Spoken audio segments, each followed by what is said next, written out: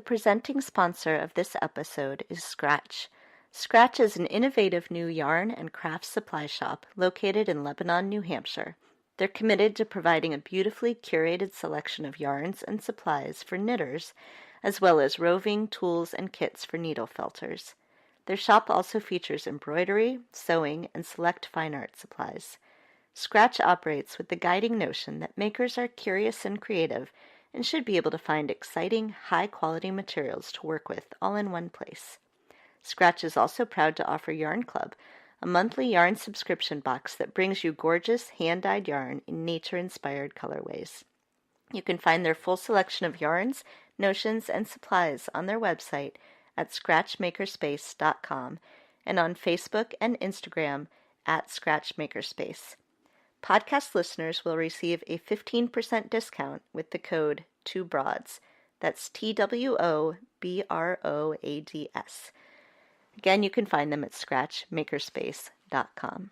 Hi, everyone. This is Kelly. I'm bringing you a special bonus episode of Two Broads Talking Politics. I have a special guest with me here today, Jayna Zweiman. Hi, Jayna.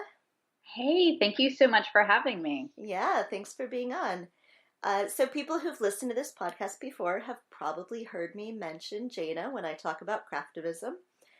Jayna is the co-founder of the Pussy Hat Project and the artist behind the Welcome Blanket Project, both of which I have mentioned on this podcast because I have been involved with both of them. There are probably some of our guests who are less knowledgeable about these projects, shall we say, than I am. So maybe we could just give them a little bit of background. Sure.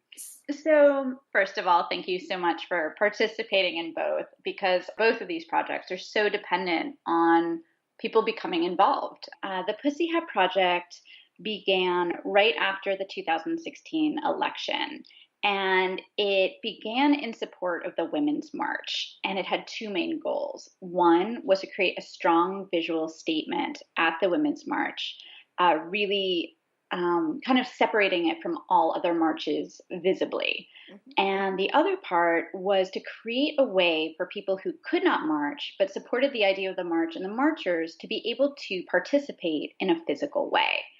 So there's the creation of the Pussy Hat, which is a simple rectangle that you put on your head. And when you put it on, your round head creates these two little cat-like ears that poke out. And we asked people around the country and around the world to make them for each other in support of women's rights and solidarity. Yeah, and so you mentioned that one of the sort of purposes behind that was for people who couldn't be at the march. Mm-hmm. And that came partly out of you weren't able to be at the march. Is that right? Exactly. So I've been recovering from a serious accident. And when the Women's March was announced, I was really devastated. It was something where I really understood my limitations, and sort of, as designers often hear, from limitations, there's inspiration. And I had my background's in architecture and design, and I've also worked in politics. I've worked at previous inaugurations as well. And a lot of community sort of work between digital space and physical space. So this was this incredible opportunity to really think about how can you be somewhere when you can't be there? And how can you make these connections between people? And so part of my recovery was to learn something new. So I learned how to crochet. So I'm kind of new to the knitting and crochet community. And what I discovered is at my local yarn store, the Little Knittery, there was this incredible community, mostly women and across all ages. And I live in Los Angeles, and there are very few places where you can really just drop in to do something, have some conversation, and sort of unlike team sports, you don't have to be very good to show up. I think that's a really special thing. I don't think that there are many things like in our society where that's really just possible. It's really just come as you are. And that idea of community is really kind of like the nexus of understanding Pussy Hat. Like you can be anyone, anywhere, with any skill set, and you can learn how to make something. You can spread the word. You can help other people learn. And we even had people who were active parts of the project who were like, I'm never going to knit. I can't go to the march, like, but I can give you my brain. Like, what can I do? And that's really what it's about, is like, how can we create ways for people to really represent themselves and connect and be politically active, in addition to a lot of the ways that people already are and are also very important. Yeah, I don't know if I've told you this before, but my downstairs neighbor has a Mm-hmm. daughter who was 9 last year and wanted me to teach her how to knit pussy hats. And so she had a little bit of experience with knitting, but not a lot. And so I went down several evenings in a row and sort of showed her how to do it. And she ended up knitting, I don't even know, like 10 pussy hats or something. That's amazing. Yeah, And it was yeah, really cool. so cool. And it's so cool to know that like there are different generations that can all partake in it. So this Hmm. wasn't just like a kid's project or an older person's project. It was anyone could do it. So there are a lot of people who had, their grandmas making them pussy hats. And I talked to a lot of young people who are making their moms pussy hats. Like, it was a really it's a really special thing to think about craft and the idea of making and giving and sort of the power that's in that. And I think we all felt that power at the march when we, within 60 days, it's hard for it to be anything but handmade hats that were given from one person to another. And what shocked me was like people who would make 100 of them. I have no idea. I have no idea how that happens, but Yeah, I that's was one of those people. thank you. I mean, it's just so amazing. And, the fact that you taught someone else, like, it's so, being able to give to other people in that way. I mean, like, I love the way that feels. And that's the kind of society, personally, I want to be a part of and want to build. I don't know how you specifically feel about it, but it sounds like it was a pretty positive experience. Yeah, it was. So it was positive in several ways. I mean, one was I really sort of connected with my community on Facebook. It was mostly through Facebook that people were sort of hearing that I was knitting them and asking me if I could send one to them. And, I was sent them to people sort of all over the country. Uh, my hats were in several marches, I think 5 or 6 So different cool. marches. My mom wore a hat that I knit for her.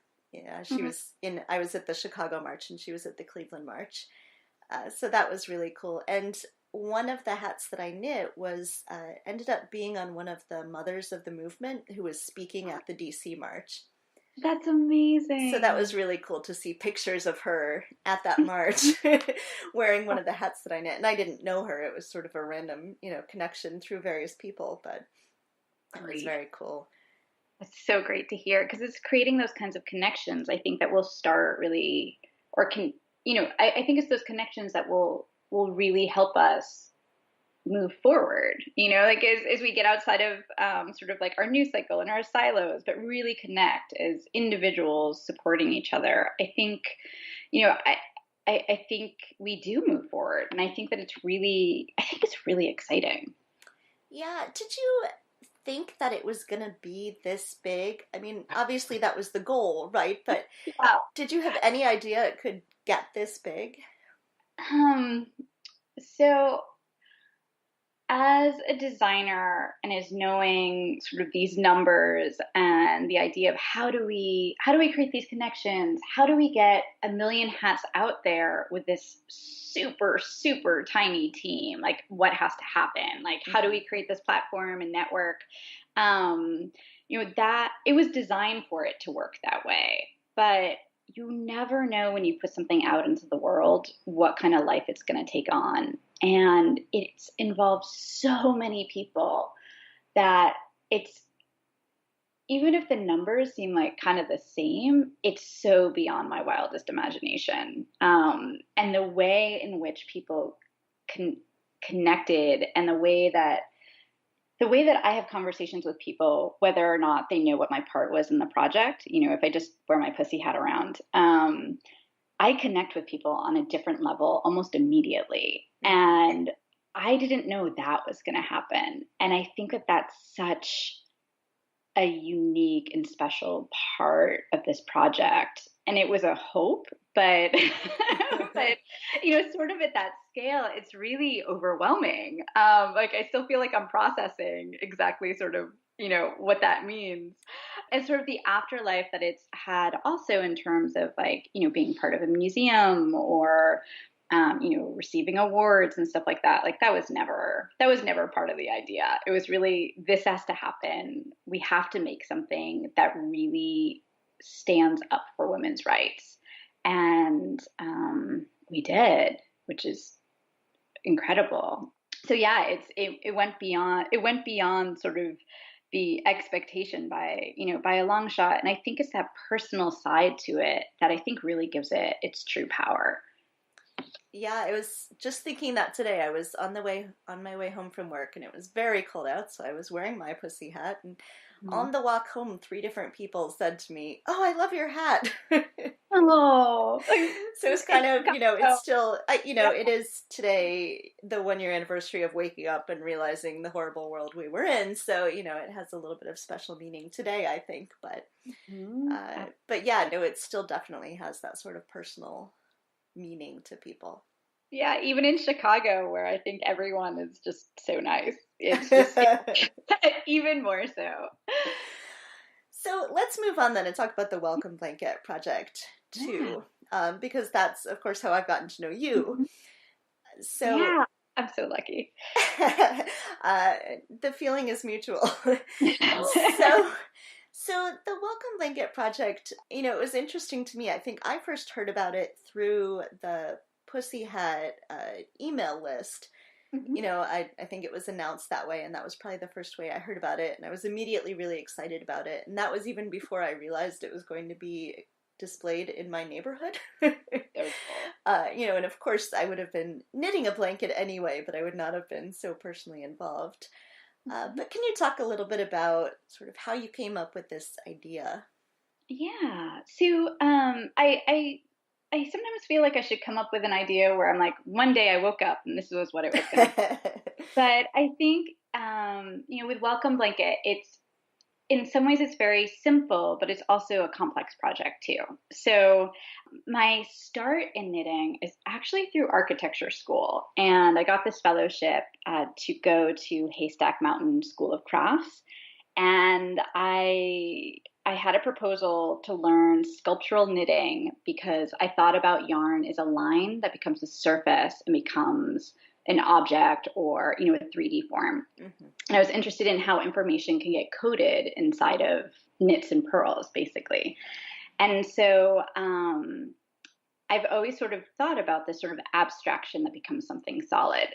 So when Donald Trump announced that he was going to build a beautiful wall between Mexico and the United States, my reaction was, how long is that? Like, what does that even mean? And it's about 2,000 miles. I think it depends on how you measure, but we'll just say 2,000. And this idea that, like, how long would that actually be in yarn? Like, what would that mean? So I thought about it, and I had done a project where I wanted to understand where a skydiver pulls his chute, which is about a mile. And so I'd knit a mile before out of caution tape, and I knew I could not do 2,000 by myself. And I kind of held it. You're like, okay, this is a good idea, but it needs to like steep for a while, and kind of figure it out. And sort of since from that time, I learned how to crochet. I got to understand the knitting community and really like how special that is. And then co-founded Pussy Hat Project, and then the travel ban and the airport demonstrations happened. And I was thinking about how when my grandparents came to the United States in the early 20th century, they passed by the Statue of Liberty.